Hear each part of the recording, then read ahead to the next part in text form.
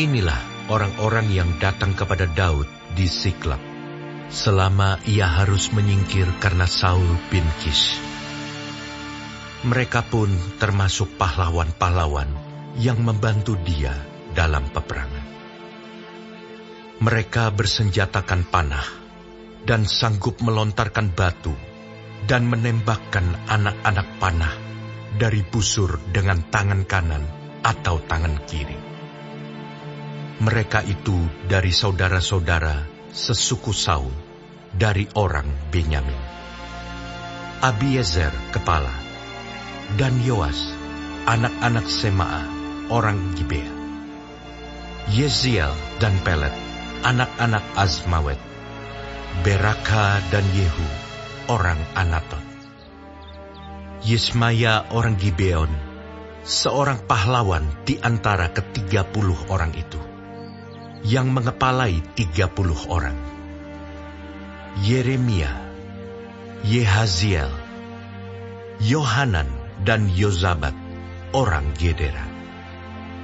Eluzai, Yerimot, Bealia, Semaria dan Sefaca, orang Harufi. Elkana, Yisia, Azareel, Yoezer dan Yasobam, orang-orang Korah. Yoela, Zebaja, anak-anak Yeroham dari Gedor.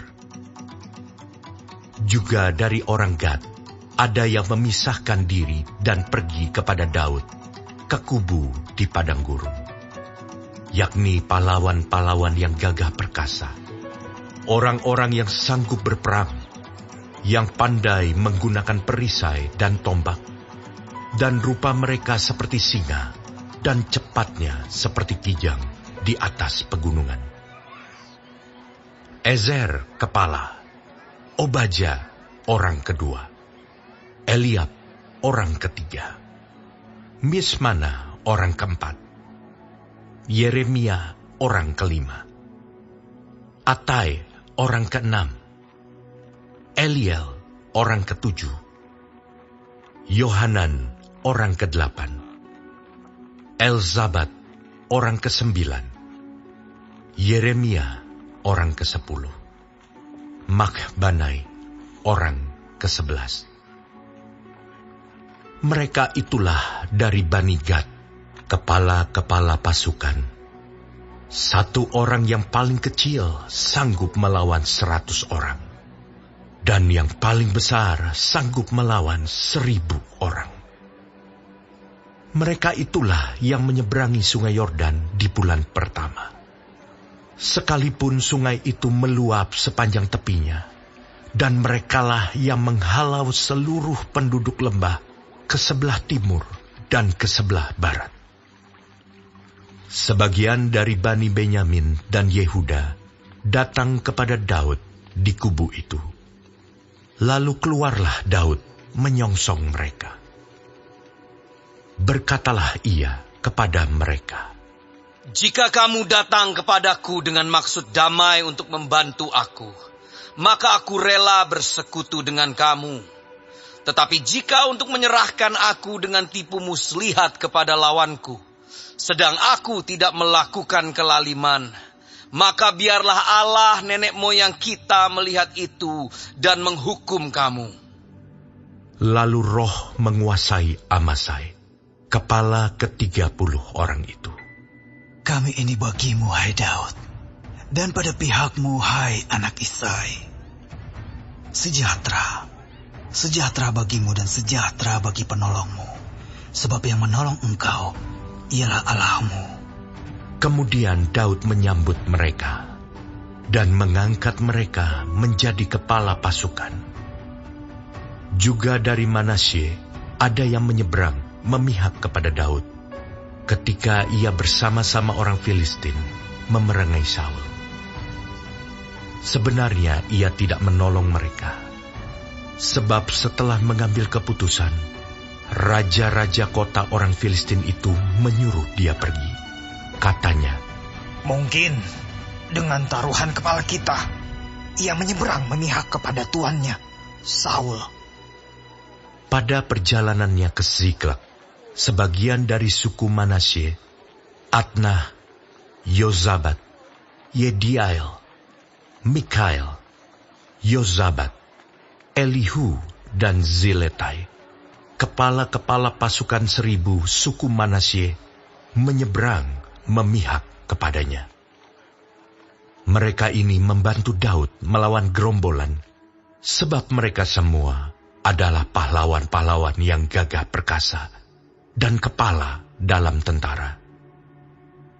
Dari hari ke hari, orang datang kepada Daud untuk membantu dia, sehingga mereka menjadi tentara yang besar, seperti bala tentara Allah. Inilah jumlah pasukan bersenjata untuk berperang yang datang kepada Daud di Hebron, untuk menyerahkan jabatan raja daripada Saul kepada Daud, sesuai dengan titah Tuhan. Bani Yehuda yang mengangkat perisai dan tombak, ada 6.800 orang yang siap untuk berperang.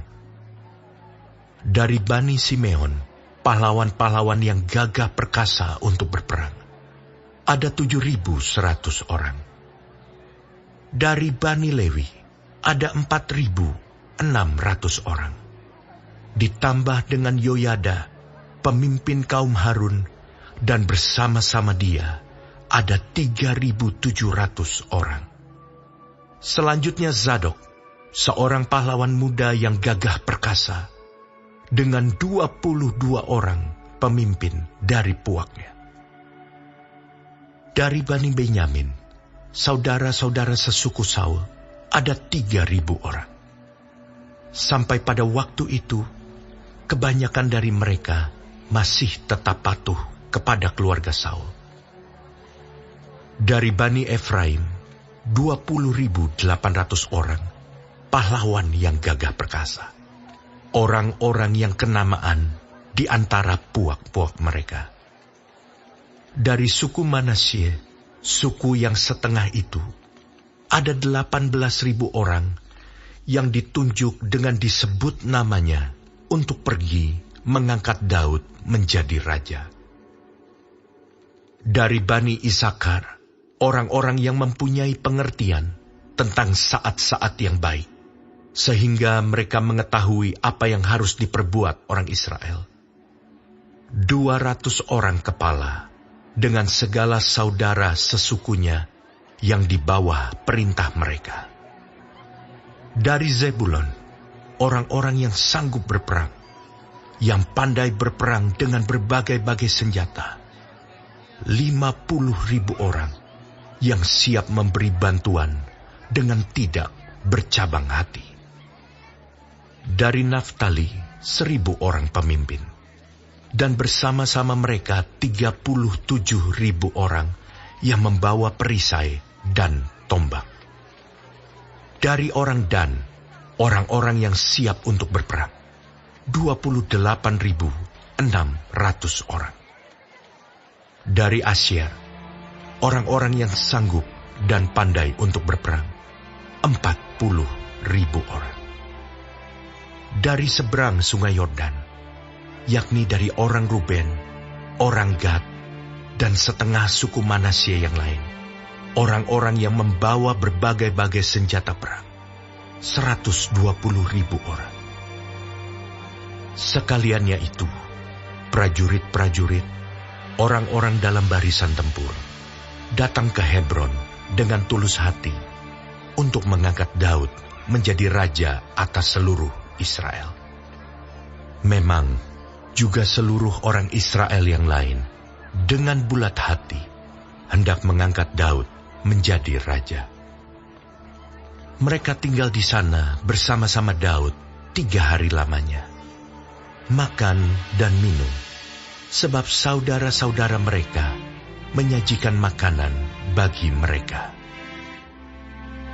Juga orang-orang yang tinggal dekat mereka, bahkan dari Isakar, Zebulon, dan Naftali, membawa makanan dengan memakai keledai, unta, bagal, dan lembu, yakni bahan makanan tepung, kue ara, dan kue kismis, anggur dan minyak, lembu sapi dan kambing domba, dalam jumlah besar, sebab ada sukacita di Israel.